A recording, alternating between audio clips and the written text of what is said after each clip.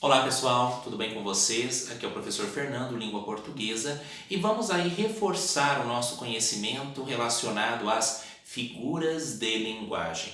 Nós vimos já algumas dessas figuras, o nosso objetivo agora é reforçá-las, compreendermos melhor ali as suas características, a fim de não confundirmos uma com as outras. Quando nós falamos em figuras de linguagem, nós estamos falando da linguagem no sentido figurado, ou seja, no seu sentido conotativo. Nós já vimos isso. Sentido denotativo é aquela palavra que está no sentido de dicionário. A letra D me leva a uma lembrança, a uma analogia da palavra dicionário. Por exemplo, esqueci a chave que abre a porta de casa. Verifiquem que a palavra-chave está utilizada no seu contexto real, que é justamente para que serve uma chave. Agora, se eu falo, por exemplo, é preciso encontrar a chave do seu coração. Percebam que não há chave para abrir o coração se eu for levar ao pé da letra. Então, nesse contexto, a palavra foi trabalhada no seu sentido conotativo. Com vai me lembrar do quê? O C me lembra da palavra criatividade. Então, a chave utilizada no seu sentido mais criativo, mas que de alguma forma é possível eu trabalhar uma relação de sentido. Se eu falo que eu esqueci a chave que abre a porta de casa e esqueci a chave que abre a porta do seu coração, percebam que a chave ali está no sentido do quê? De abertura. Então, se eu falo que eu preciso da chave que abre a porta do seu coração, eu preciso encontrar alguma forma de conquistá-la. Então percebam que aí eu utilizo essa linguagem, essa figura em um contexto mais poético. Então por isso que nós mencionamos sentido denotativo no sentido de dicionário, a palavra, o vocábulo como ele realmente é. Conotativo, a palavra no seu sentido criativo, ou seja, eu faço uma relação de sentido. Ou o com aqui, eu posso fazer uma analogia com a palavra contexto. Sendo assim, eu utilizei a palavra dentro de um outro contexto. Por meio de músicas, é muito legal trabalharmos essa questão da figura de linguagem. Porque se eu falo você é luz, é raio, estrela e luar, o que eu estou fazendo? Eu estou fazendo relações de sentido. Porque se eu falo o raio caiu no terreno do vizinho, eu utilizo no sentido denotativo, no sentido de dicionário, o fenômeno da natureza que caiu ali. Agora, se eu falo você é raio, o que eu estou mencionando? Que você chegou tão rápido como um raio. Então percebam essas misturas aí que eu faço, que é possível fazer, estabelecer uma relação de sentido e assim nós compreendermos o que a mensagem quer nos transmitir. É isso que nós também falamos como texto literário. Sendo assim, um texto que é utilizado ali de forma subjetiva, um texto que é cheio de figuras de linguagem, a fim de que emocione o seu receptor, o seu interceptor, aquele que está recebendo a mensagem. Então, neste exemplo aqui que eu coloquei, da chave, e você é raio, você é um anjo de pessoa, a pessoa não é um anjo, mas quais características que eu estabeleço, quais ideias que eu relaciono com o anjo? Você é um anjo de pessoa, você é uma pessoa muito boa, você é uma pessoa caridosa. Vários adjetivos eu posso colocar ali. Você tem um coração de pedra. Ao invés de eu falar você é uma pessoa insensível, eu fiz uma relação com pedra, que às vezes nós utilizamos e ninguém tem um coração ao pé da letra, que eu falo que o coração da pessoa é uma pedra, mas eu falo que ela tem um coração de pedra, eu estou utilizando uma figura importantíssima que é chamada metáfora. Eu estabeleço ali uma relação de sentido. Há várias músicas que nós podemos utilizar. Um exemplo clássico, por exemplo, é você é a escada da minha subida. Percebam que nenhuma pessoa é uma escada, mas se eu estabeleço ali uma relação de sentido, eu menciono em um sentido mais poético que ela é a pessoa que me ajuda a crescer, é a pessoa que me ajuda a se desenvolver, a ser uma pessoa melhor. Então aqui a metáfora, ela estabelece o quê? Uma relação de sentido. Eu utilizo um termo e ao utilizar aquele termo eu consigo relacioná-lo com o que eu estou mencionando. Então, isso é uma metáfora. Vamos fazer outra? Um outro exemplo. Ela é a flor que enfeita o meu jardim. Olhem só a conotação, o efeito poético que eu coloquei por trás disso. Mas se eu falo que ela é a flor que enfeita o meu jardim, qual relação de sentido que eu posso estabelecer? Que ela é a pessoa que eu amo, a pessoa que me faz bem, é a pessoa a qual eu quero ver todos os dias. Sendo assim, há uma figura de linguagem que aparece com frequência que é chamada de metáfora. Outra figura é a figura chamada comparação. Às vezes nós podemos confundir a comparação com a metáfora. Lembrem-se que para que eu tenha uma comparação, é necessário que eu tenha dois elementos. Por que dois elementos? Porque um precisa ser comparado ao outro.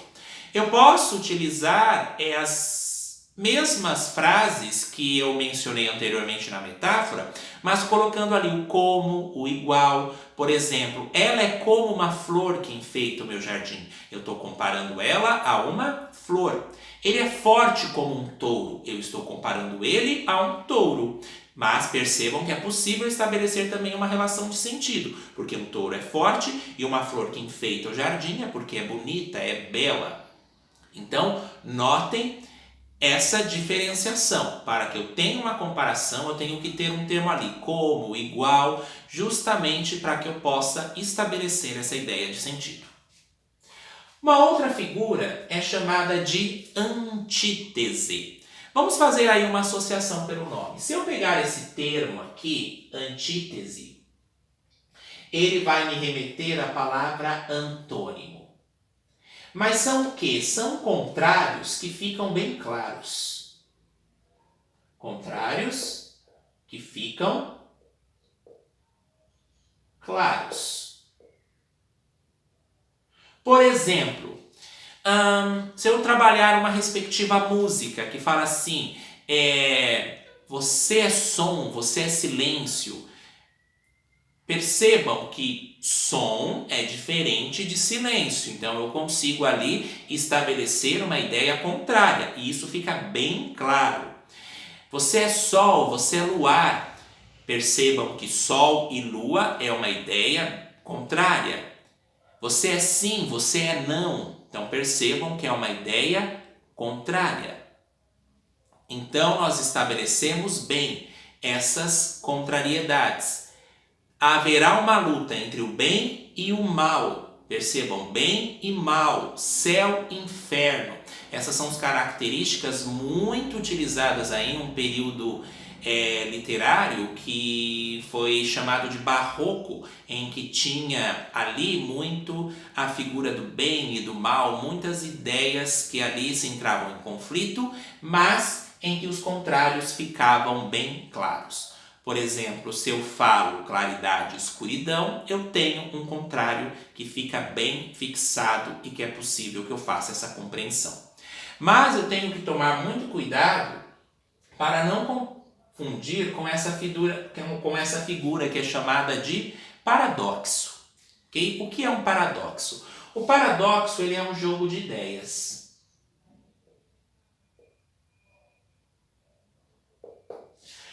O contrário ali ele não fica bem claro. Haverá uma discussão em cima daquilo. Um exemplo clássico é um poema aí de Luís Vaz de Camões.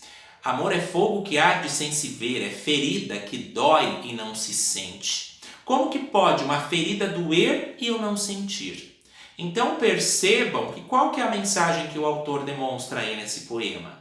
Ele fala que mesmo que o amor doa, é algo que eu quero sentir, porque assim eu me sinto vivo. Então vamos estabelecer novamente essa diferença. Amor é fogo que arde sem se ver. Como que uma coisa pode arder e eu não ver? É ferida que dói e não se sente. Então perceba que há um jogo de ideias ali, há até uma contrariedade, algo contrário sendo trabalhado, mas que não fica bem claro. Vamos supor que eu lesse uma matéria em que aparecesse Brasil, o paradoxo da fome. Qual que será que é a ideia que o autor quis desenvolver ao criar aí essa figura de linguagem? Paradoxo, lembra que são um jogo de ideias? E quando eu faço aí uma associação com a palavra fome, como que eu vou mencionar isso? Por exemplo, como pode o Brasil ser um país tão rico, um país que tem tanta terra para cultivar aí, gerar tantos alimentos e ao mesmo tempo ter tantas pessoas passando fome? Então são contrários que não ficam claros. Isso é diferente da antítese. Se eu falo que no final de tudo haverá um duelo entre o céu e o inferno, isso fica claro para vocês, porque vocês conseguem fazer uma conexão da ideia de bem e mal. Metonímia. Essa figura aqui, ela é trabalhada, por exemplo, a marca pelo produto. Como assim a marca pelo produto? Vamos supor, existem produtos que já ficaram tão conhecidos, tão familiarizados por nós, que nós logo associamos ao produto. Por exemplo, se eu falo, preciso ir ao mercado comprar Bombril. Percebam que não é comum que a pessoa fale, vá até ao mercado e compre esponja de aço da marca Bombril. Ali ocorre o quê? Uma redução, mas essa redução ela não impacta na compreensão de sentido. Porque se eu falo Bombril, você pode chegar no mercado, desistir de comprar da marca Bombril e comprar de qualquer outra marca. O mesmo ocorre com Gillette. Vou ao mercado comprar uma Gillette. Verifiquem que é difícil falar, vá até ao mercado e compre uma lâmina de barbear da marca Gillette. Ou nós podemos também estabelecer uma parte pelo todo. Como assim? O homem precisa de um teto para morar. O teto é a parte de uma casa. Na verdade, ele precisa do quê? Do todo. Ele precisa da estrutura da casa, e nessa casa, logicamente, que terá o teto. Então, teto já nos remete o quê? A palavra casa. Ou nós podemos até utilizar, beberei 2 copos de vinho. Não são os copos que são feitos de vinho, e sim eu vou beber o vinho que será colocado dentro do copo. Então aí eu tenho a marca pelo produto, a parte pelo todo, tenho partes também, que comerei 2 pratos de comida, não é o prato que é feito de comida, e sim a comida que será colocada dentro do prato. Eu posso mencionar também, li várias vezes Machado de Assis. O verbo ali li menciona o quê? Que eu li obras, eu li livros do autor Machado de Assis. Mas somente pelo nome ali, então pode ser também o nome pelo autor, eu posso ali desenvolver já essa ideia. Assisti, li Harry Potter. Já fica associado o quê? Que eu li livros de um personagem chamado Harry Potter. Então percebam bem essa sintonia que nos leva ao quê? A uma figura de linguagem chamada metonímia. Então é importante que vocês pausem o vídeo, façam aí essas anotações com o objetivo de fixarem melhor essas figuras, que é aí algumas que estabelecem o sentido figurado. Catacrese. Nome meio estranho, não é verdade? Catacrese. Existem o que? Termos que já ficaram tão popularmente conhecidos que nós não conseguimos ali encontrar um nome específico para aquilo. É como se fosse uma metáfora desgastada pelo tempo em que aquilo ficou predominado daquela forma. Por exemplo, empreste-me um dente de alho. Eu consigo encontrar um nome melhor para chegar, por exemplo, no meu vizinho e pedir um dente de alho emprestado? Percebam aí que está sendo utilizada uma parte aí do nosso corpo, por exemplo, a palavra dente, para ser associado a um determinado produto, a um determinado objeto, a um determinado alimento. Por exemplo, precisa-se consertar o pé da cadeira. Qual outro nome? Muito difícil chegar alguém e falar: preciso consertar o suporte que sustenta a cadeira. Esse suporte que sustenta a cadeira pode ser qualquer parte da cadeira. Pode ser o quê? A parte em que eu coloco as costas na cadeira, pode ser o pé da cadeira. Vocês percebem que tudo nos associa a uma metáfora aí que ela é desgastada. Empreste-me uma cabeça de alho. Ou seja, está utilizando ali uma parte do corpo para ser empregada em um determinado objeto. Então, esse é o uso da catacrese. Ela é uma metáfora desgastada. Percebam que se eu não prestar atenção nas características, nas particularidades, eu posso confundir com uma metáfora. Mas eu tenho que saber o quê? Que catacrese são nomes popularmente conhecidos. E que eu não consigo ali utilizar uma outra palavra mais adequada para fazer referência àquilo. Hipérbole.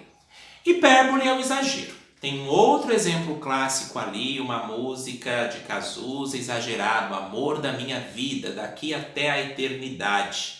Olha só o exagero, daqui até a eternidade. Amor da minha vida, daqui até a eternidade. Nossos destinos foram traçados na maternidade. Como pode? Quer dizer que eu conheci então ela ali no berçário e que desde ali os nossos destinos eles já foram traçados desde a maternidade? Paixão cruel desenfreada, te trago 1000 rosas roubadas. Olha o exagero aí, 1000 rosas roubadas. Então a hipérbole é a figura que estabelece o quê? O exagero intencional. E vocês percebem que no dia a dia nós utilizamos hipérboles. Por exemplo, estou morrendo de fome, estou morrendo de sede. Minha mochila hoje está pesando 1 tonelada. Há uma nuvem de lágrimas sobre os meus olhos. Okay? Então percebam, chorei rios de lágrimas. Então olhem aí o exagero, porque ninguém vai chorar a ponto de encher um rio. Então são essas conexões que eu preciso estabelecer para que eu possa diferenciar uma figura da outra. E o hiper aqui já me leva ao sentido de grandeza do exagero. Eufemismo. O eufemismo, ele tem como característica o quê? Suavizar alguma expressão que possa parecer ofensiva a alguém. Por exemplo, o ministro praticou atos ilícitos. Esses atos ilícitos, ele foi utilizado no sentido de suavizar, porque poderia se gerar ali um contexto mais ofensivo de falar que ele roubou. Ela se tornou um anjo. Dá para confundir até com uma metáfora aí, mas eu posso, dependendo ali do contexto, falar que ela faleceu. Então percebam que às vezes são termos que são inapropriados para que eu utilize em um determinado sentido e que eu encontro ali expressões que têm como objetivo suavizar alguma ideia que está sendo transmitida. Então essa é a ideia do eufemismo. Sinestesia. A sinestesia, ela trabalha com o quê? Ela trabalha com os sentidos. Ela trabalha com os sentidos, diferentes sensações percebidas pelos órgãos do sentido. Então, diferentes sensações. Por exemplo, aquela fina luz entrou pela minha janela e bronzeou-me suavemente. Então percebam qual que é o sentido que eu estou trabalhando aí. O sentido do paladar, o sentido do olfato, o sentido da audição, da visão. Qual que é o sentido? É possível também se confundir com uma metáfora, mas eu vou perceber justamente pelos sentidos aos quais eu tenho.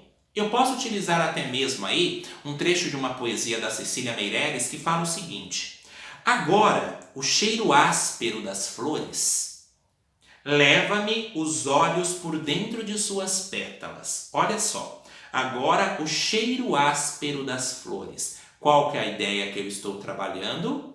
A ideia do cheiro. Então a sinestesia, ela trabalha justamente essa ideia dos sentidos aos quais eu tenho, que pode ser visão, olfato, paladar, trabalha o quê? Com as sensações. Então, essa é a ideia da sinestesia, trabalhar com as sensações.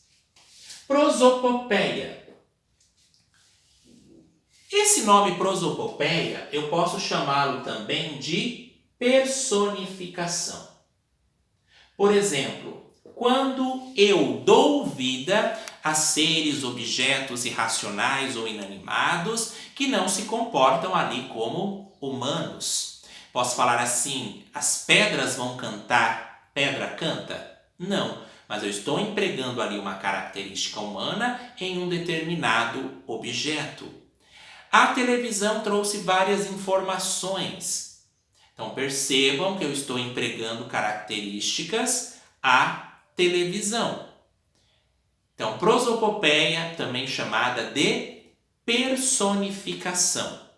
Posso utilizar ali até mesmo uma música chamada A Lenda. Bem lá no céu uma lua existe, brilhando só em um mundo triste. E pela lua foi se apaixonar. Mais ou menos isso é a ideia da música.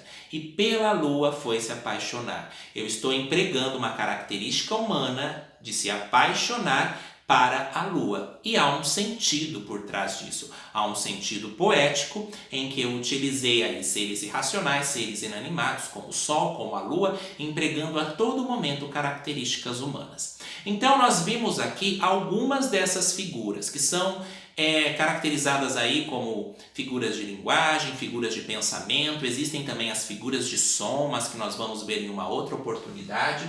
Então vimos o que? A metáfora, que trabalha a relação de sentido. A comparação, em que é necessário que eu tenha dois elementos, porque eu somente posso estabelecer uma comparação se um elemento for comparado a outro. Uma antítese, um antônimo, os contrários eles ficam bem claros. O paradoxo, que é um jogo de ideias, os contrários não fica tão claro assim. Por exemplo, uma frase que foi bem utilizada há um tempo, né? Saudades daquilo que ainda não vivi. Como que eu posso ter saudades daquilo que eu não vivi ainda? Então eu posso determinar isso como um paradoxo. Metonímia, existe ali uma certa redução que vai me levar a um determinado nome que já vai me trazer essa relação de sentido. Catacrese, nomes que ficaram popularmente conhecidos e que eu não consigo substituir por outros. Hipérbole, um exagero intencional. Um eufemismo tem a ideia de suavizar um termo que possa soar desagradável. Sinestesia, trabalhando ali o quê? A ideia dos sentidos, as diferentes sensações que temos, como olfato, paladar. Prosopopeia, que também é chamado de personificação, em que eu estabeleço características humanas a seres irracionais e inanimados.